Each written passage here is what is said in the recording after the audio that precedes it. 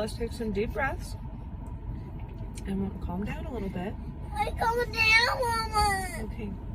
But you sound a little like you're still upset. No, I Okay. don't. It's okay to be upset, but I need you to calm down before I give you your juice. Okay? Calm down. You feel more calm? Okay. Can you say please? Please. Okay. Here's your juice. Now what do I say? No. I think we say thank you. Okay. I want it. No, because you're upset and you're squeezing it and we can't squirt juice. I want it. We cannot squirt juice everywhere, okay? I want it. I know, but I'm not going to let you spray juice all over the car. So when you are calmed down, I can give it back to you. Down. You're not. You are crying. Yes, I do.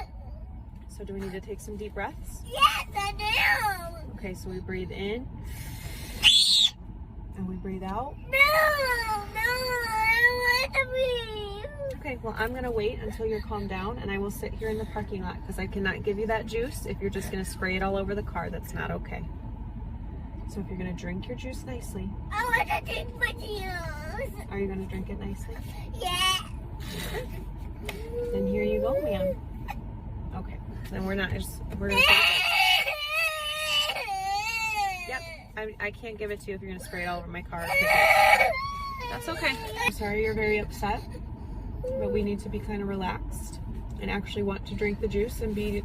I want to juice. I know. I want it. Go down. I know, but when I gave you the juice, Go down. You started to squeeze it and then you started to kick it, and that's not okay. And so you cannot have juice if you're going to act like that. I want it. I know you want it, but I think you're kind of too upset to have it. I want it. Okay, I would like to give it to you, but we cannot kick it and we cannot squeeze it. I know. We have to just drink it. You seem a little calmer. Wipe your face. You want a baby wipe? Let's wipe our face. Wipe our nose. Wipe our eyebrows. Wipe our chin. Wipe our belly buttons. Where's my belly button? You don't have to wipe your belly button. There you go. You ready for a life-changing parenting hack? Frame your kids' misbehavior as uncharacteristic, even if it's something they do all the time.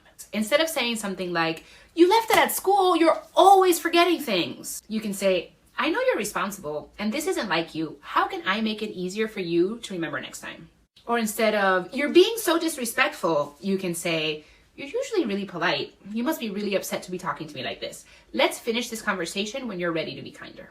Remember, the way we talk to our kids becomes their inner voice. Phrases that I grew up hearing all the time from my parents, but I refuse to use with my own children, and what I use instead. By the way, I have a fantastic relationship with both of my parents now. They fully support my respectful parenting journey with my own daughter, and they wish they would have done things differently with me and my siblings. First up, because I said so, that's why. With literally no other explanation. Instead, with every no, I offer an explanation as to why, so my daughter doesn't even have to ask. And then I always follow my no with a yes. That might look like me saying, "Well, we can't go to the water park right now because they're closed, but you can get your swimsuit on and go play out in the backyard in the sprinkler." Second, you better stop crying or I'm going to give you something to cry about. This was usually used whenever I was having a fit of some sort, and there was never talk of any feelings or needs that I was having behind this behavior. But all behavior is communicating a feeling, and all feelings are communicating a need. So with my daughter, I'll say something like, "I can see that you feel really angry. It's okay to feel that way." Then I'll kind of assess the situation and figure out what she's needing. I'll meet that need, and then we address the behavior and correct it. Let me know if you guys want a part 2. Let me know if you want part 2. I'm sorry I yelled at you. I didn't mean to. You know, if you would listen a little bit better, then I wouldn't have to yell so much. Hey, sweetie. Is now a good time to talk? Hi. So I'm really sorry that I yelled at you earlier. When Mama yells at you, it's because I'm making a mistake and I'm losing control of my anger. It's not because you deserve to be treated that way. It's okay for me to be angry, but it's not okay for me to yell at you, and I'm really sorry. I'm going to work really hard on not yelling. Instead of yelling, how can I get a hold of you if you're not listening to me the first couple times?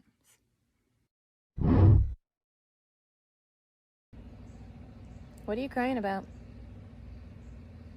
Be a big boy, come on. You're gonna get a turn in like 5 minutes. You are a guest in your cousin's house. You're gonna make your baby cousins feel bad. You should be lucky you're even getting a turn.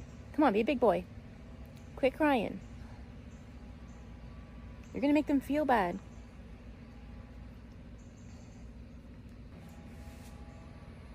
Oh, hey, honey. What's up? Yeah. It's disappointing. You wish you had to turn on the swing right now, huh? Yeah.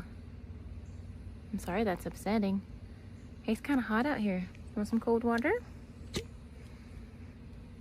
Yeah. I know, it's really hard to wait our turn. You both get a turn soon though, okay?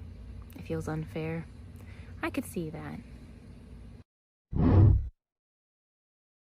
Isn't it a little bit strange that whenever children are infants, we accept all of their emotions? But then they become toddlers and all of a sudden we have to tell them, no, we don't act like that. You're not gonna act like that. You're not gonna talk to me like that. You're not gonna scream. You're not gonna cry. You're not gonna hit, kick, bite, none of it. And what we're doing is we're focusing just on the surface behavior without realizing that all behavior is communicating feelings and all feelings are communicating needs. Behavior is communication, but our children spend the majority of their childhood being told that they can't act that way, that they're being a brat or they're being dramatic. But then they become teenagers and they don't wanna talk to us. They don't wanna show emotion. They want to be reclusive, and we'll say, what's wrong? Come talk to me. It's okay. I'm a safe space to come talk to you about this stuff. I've been there. And they're thinking, yeah, right. I've tried to tell you what I feel and what I need my entire childhood, and you've always shut me down. You've always dismissed me, told me I was being a brat or being dramatic. I don't feel safe telling you how I feel. If this is where your child is at, I want to encourage you that it's still not too late. You can still have an open, honest conversation with your older children. You can tell them you feel convicted and that you want to do things differently. Our children do not owe us anything. They do not owe us their love, their affection, their admiration, their adoration. They do not owe us any of that. Your children might respect your boundaries, but it does not mean that they will necessarily respect you as a human being. You see, your children did not ask to come into this world. And so we as parents need to stop treating them like they should be indebted to us because we chose to bring them into this world. I hear so many parents say, I put a roof over your head, food on the table, clothes on your back. You're supposed to do those things. When you chose to have children, you knew that it was going to be a lifelong commitment where you had to sacrifice a lot of things, including your own sanity some days. And so we cannot walk around making our children feel bad for not feeling intense love for us, intense respect for us. If you want those things from your children, you have to be somebody who is worthy of love and respect from your children. Now, you can't walk around hurting your children's self-esteem on a daily basis and then require that they love you and respect you. Allowing your children to question authority, even yours, instead of just blindly obeying because you're the parent, does not mean that the kids get to do anything they want to do. We still have rules, we still have consequences, we still have things that need to get done, but the difference is that none of the things that we do is just because I said so. Aside from lying and hurting other people, everything is negotiable. If I say, come on, go get on your shoes so we can go, and she says, but I don't want to put my shoes on, then I would say, well, we have to wear shoes where we're going. So do you want to put them on now or you want to put them on in the car? Gives them some sense of control. You don't need to enforce it and have that control over when they put on their shoes. Same thing with the jacket scenario. Grab a jacket or you're going to be cold. I don't want to wear a jacket. My body doesn't feel cold. All right, well, I'm going to put one in the car just in case. If you get cold, you let me know. Gives them control. Lets them trust their body. You still get to be the parent. Always ask yourself why. Why am I enforcing this? Why is this important right now? Turn it off.